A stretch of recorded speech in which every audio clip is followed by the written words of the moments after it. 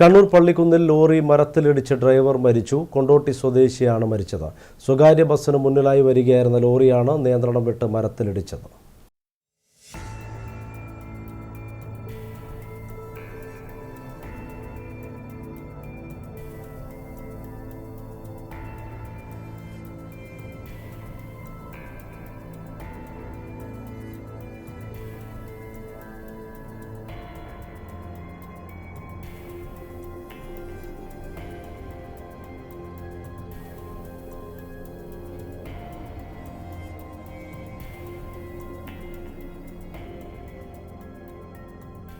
പുതിയതെരു ഭാഗത്ത് നിന്ന് കണ്ണൂർ ഭാഗത്തേക്ക് പോവുകയായിരുന്ന ലോറിയാണ് പള്ളിക്കുന്നിൽ വെച്ച് നിയന്ത്രണം വിട്ട് റോഡരികിലെ മരത്തിൽ ഇടിച്ചത്. ലോറിയുടെ പിന്നിൽ സ്വകാര്യ ബസ് ഇടിച്ചതാണ് നിയന്ത്രണം വിടാൻ കാരണം.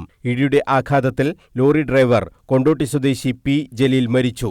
തിങ്കളാഴ്ച വൈകിട്ട് 3:15 പള്ളിക്കുന്ന് ദേശാഭിമാനിക്ക് സമീപമാണ് അപകടം നടന്നത്. ക്ലീനർക്ക് കാലിന് പരിക്കേറ്റു.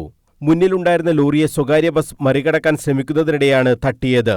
ഇതോടെ ലോറി നിയന്ത്രണം വിടുകയായിരുന്നു. ക്ലീനർക്ക് ഉടൻ തന്നെ ലോറിയിൽ നിന്നും പുറത്തിറങ്ങാൻ കഴിഞ്ഞു.